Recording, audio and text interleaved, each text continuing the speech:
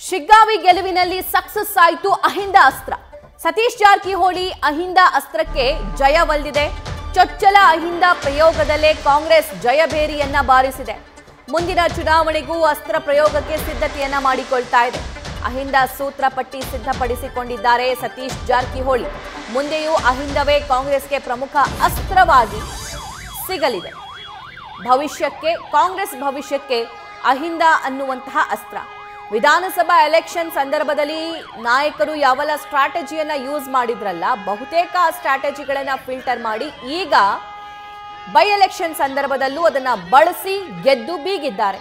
ಭವಿಷ್ಯದ ಅಹಿಂದ ಅಸ್ತ್ರ ಹೇಗಿರಲಿದೆ, ಏನಾಗಬಹುದು ಅಂತ ನೋಡ್ತಾ ಹೋಗೋಣ. 6 ತಿಂಗಳ ಮೊದಲೇ ಅಹಿಂದ ಸೂತ್ರವನ್ನ ಸತೀಶ್ ಜಾರಕಿಹೊಳಿ ಅವರು ರೆಡಿ ಮಾಡಿಕೊಂಡಿದ್ರು. ಈ ಸೂತ್ರವನ್ನ ರೆಡಿ ಮಾಡಿಕೊಂಡೇ ಶಿಗ್ಗಾವಿಯಲ್ಲಿ ಅಖಾಡಕ್ಕಿಳಿದಿದ್ರು ಸತೀಶ್ ಜಾರಕಿಹೊಳಿ. ಅಹಿಂದದ ದೊಡ್ಡ ನಾಯಕರ ಜೊತೆ ಸಾಮಾನ್ಯ ನಾಯಕರಿಗೂ ಕೂಡ ಅಪ್ರೋಚ್ ಮಾಡಿದ್ರು. ನಾಯಕರನ್ನ ಸಂಪರ್ಕಿಸಿ ವಿಶ್ವಾಸಕ್ಕೆ ತೆಗೆದುಕೊಂಡಿದ್ರು ಸತೀಶ್ ಜಾರಕಿಹೊಳಿ. ಇದೇ ಅಸ್ತ್ರವನ್ನ ಮುಂದಿಟ್ಟುಕೊಂಡು ವಿಧಾನಸಭಾ ಚುನಾವಣೆಯಲ್ಲಿ ಗೆದ್ದಿದ್ರು. ಅದನ್ನ ಪ್ರಯೋಗ ಕೂಡ ಮಾಡೋದಕ್ಕೆ ಸಿದ್ಧತೆ ಮಾಡಿಕೊಂಡಿದ್ರು. ರಾಜ್ಯದ 70 ಕ್ಷೇತ್ರಗಳಲ್ಲಿ ಅಹಿಂದ ಸಮುದಾಯದ ಮತಗಳೇ ನಿರ್ಣಾಯಕವಾಗಿದ್ದಾವೆ. ಸೊ ಇದನ್ನ ತುಂಬಾ ಚೆನ್ನಾಗಿ ಅರ್ತಿದ್ದಾರೆ ಕಾಂಗ್ರೆಸ್ನ ಲೀಡರ್ಸ್.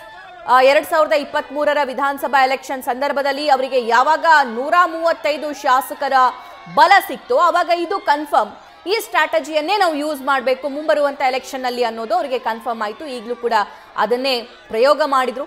ಎಲ್ಲಾ ಕಡೆನೂ ಕೂಡ ಸಾಹುಕಾರ ಅಹಿಂದ ಅಸ್ತ್ರವನ್ನ ಪ್ರಯೋಗ ಮಾಡ್ತಾ ಇದ್ದಾರಂತೆ. ಕಾಂಗ್ರೆಸ್ ನಿರ್ಧಾರ ಆಗಿದೆ. ಇದು ಅಹಿಂದ ಸೂತ್ರಗಳ ಪಟ್ಟಿಯನ್ನ ಸಿದ್ಧಪಡಿಸಿಕೊಂಡಿದ್ದಾರೆ ಸತೀಶ್ ಜಾರಕಿಹೊಳಿ. ಆ ಅಹಿಂದ ಅಸ್ತ್ರ ಅಂತಂದ್ರೆ ಒಂದೇ ಸ್ಟ್ರಾಟಜಿ ಎಲ್ಲಾ ಕ್ಷೇತ್ರಗಳಲ್ಲೂ ವರ್ಕೌಟ್ ಆಗೋದಿಲ್ಲ.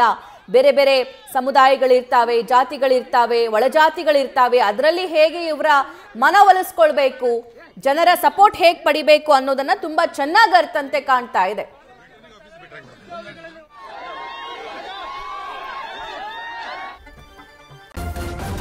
ನ್ಯೂಸ್ ಫಸ್ಟ್ ನಿರ್ಭೀತಿಯಿಂದ ನಿಮ್ಮ ಪರವಾಗಿ.